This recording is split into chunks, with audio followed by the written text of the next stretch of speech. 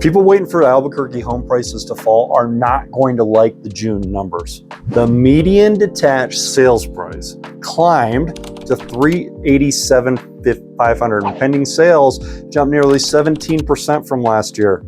And the median sales price of new construction rose more than 11%. Guys, stick around to the end, because that does not mean buyers should panic, and it certainly doesn't mean sellers can name any price they want. I mean, look, it means the market's shifting again.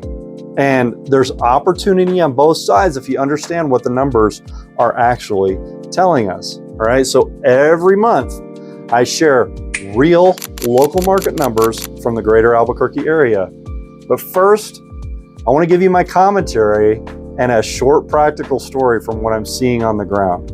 Then we'll go ahead and we'll walk through the actual data. All right, so stick around to the end, because our local numbers are telling a very different story from many of the national real estate headlines. I received a call the other day from an investor trying to buy one of our listings. All right, so he wanted the seller to provide owner financing, a seller carry. So I explained that this particular seller was not really interested in that strategy. So instead of hearing the seller's position, the buyer continued explaining why owner financing was such a great idea for the seller. Here's the problem. An offer that does not align with the seller's motivation is a terrible offer. It doesn't matter whether the buyer thinks it's brilliant or not. It doesn't matter whether it looks beautiful on the buyer's spreadsheet. If the offer doesn't solve a problem for the seller, it's not a good offer for that seller. Creative financing is only creative when it creates a win for both sides of the transaction.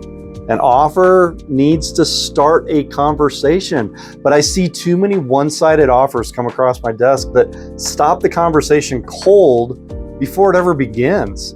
The offer asks the seller to take all the risk, accept all the uncertainty, and provide terms that mainly benefit the buyer. Then the buyer's surprised when the seller won't even respond. As that lesson, it applies directly to the market that we're in today.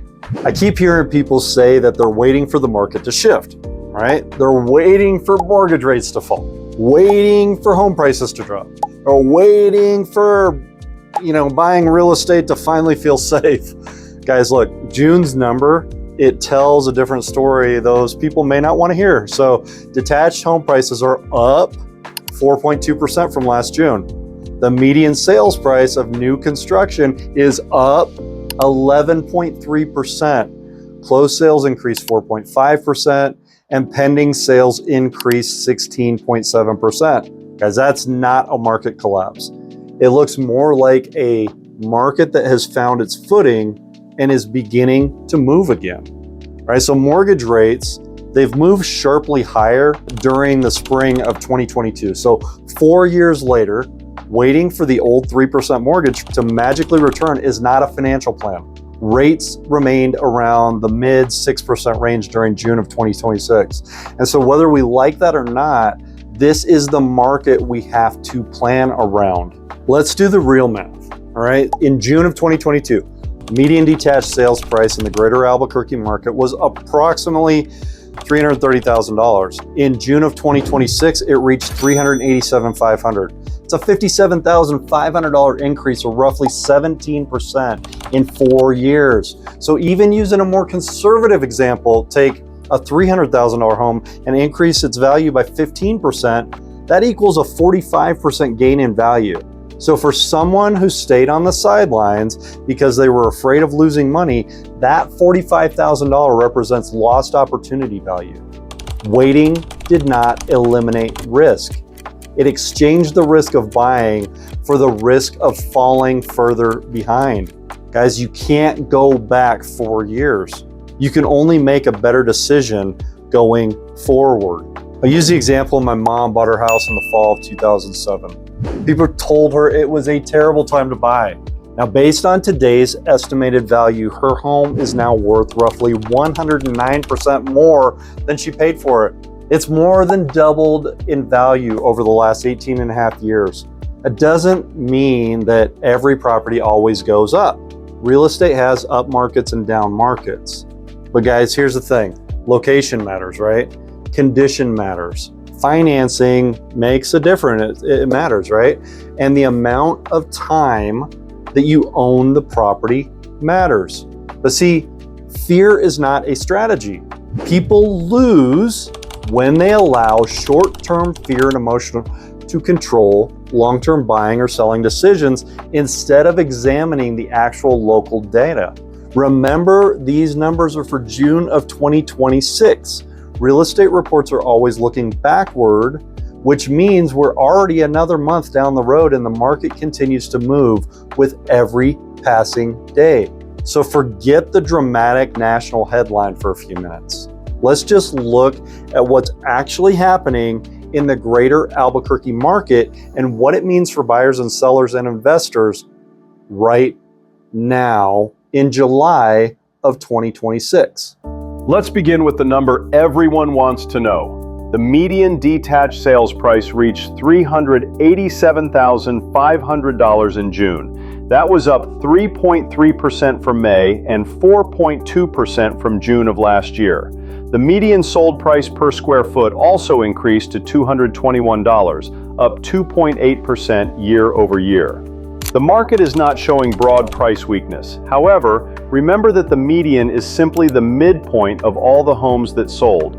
It does not mean every house appreciated by 4.2%. The value of an individual property still depends on its neighborhood, condition, size, features, and competition. Buyer demand strengthened during June. There were 906 detached closed sales, up 4.5% from last year. More importantly, pending sales climbed to 957, an increase of 16.7%. Pending sales are an important forward-looking number because they represent homes that recently went under contract. That increase tells us buyers are not simply sitting on the sidelines. More of them are re-entering the market and making decisions.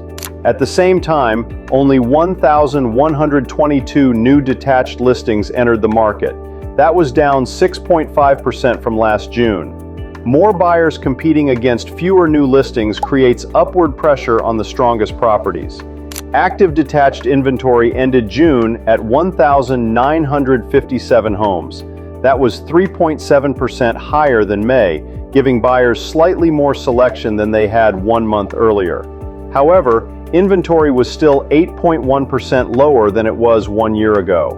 Months of supply stood at only 2.2 months.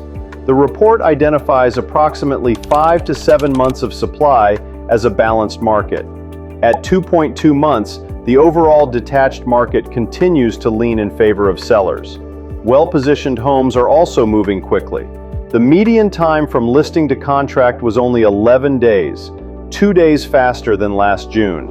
Sellers received an average of 99% of their final list price. That is important for both sides. Sellers continue to have leverage, but buyers are not universally paying far above asking price as they did during the market frenzy. There can still be negotiating room when a property is overpriced, needs repairs, has been sitting longer than competing homes, does not show well, or has a seller with a specific problem that needs to be solved. The opportunity is not found by throwing the same low offer at every property. It is found by understanding the seller's actual motivation and structuring an offer that solves a legitimate problem. The median sales price for detached new construction reached $455,350. That was an increase of 11.3% from June of last year. To be clear, that does not mean the number of homes being built increased by 11.3%. It means the median sales price of the new construction homes that sold was 11.3% higher. Builders may still provide valuable incentives, including interest rate buydowns, closing cost assistance, upgrades, or appliance packages. Buyers need to compare the complete monthly cost, financing terms, and incentives, not simply the advertised purchase price. The attached home market is telling a different story. The median sales price for condos and townhomes was $270,000, down 6.9% year over year. Closed sales declined 18.5%. Median days on market increased to 17 days, and months of supply increased to 2.7 months. This is why one headline cannot accurately describe every part of the housing market. Condos and townhomes may provide buyers with more negotiating room. However, buyers and investors need to carefully review HOA fees, HOA financial reserves, insurance coverage, rental restrictions, deferred maintenance, and the possibility of special assessments. A lower purchase price does not automatically mean a better investment. So, what does this mean for buyers, sellers, and investors? The opportunity for buyers is clarity, not waiting indefinitely for a crash that may never arrive. Know the monthly payment you can comfortably support. Protect your cash reserves. Compare financing options. And target properties where the price, condition, seller motivation, or financing structure creates a real advantage. Do not buy because you are afraid of missing out, but do not allow fear to keep you frozen while the market continues moving without you. The market remains favorable for detached home sellers, but favorable does not mean careless. Buyers are highly sensitive to monthly payments. The homes that are clean, correctly priced, professionally marketed, and easy to purchase will attract the most attention. An overpriced property can still sit, even in a market with limited inventory. The goal is not to ask the highest imaginary price. The goal is to create competition among qualified buyers and negotiate the strongest combination of price, terms, timing, and certainty. Investors need discipline more than tricks. Stop attempting to force every seller into the same creative financing template. Start by understanding the seller's motivation. Then work backward into a structure that creates value for both parties. Underwrite the actual income. Verify the expenses. Account for vacancy, repairs, financing, reserves, and management. A clever offer is worthless when the seller rejects it. And a property is not a good investment simply because you were able to get creative with the financing. The June numbers are not telling us to panic.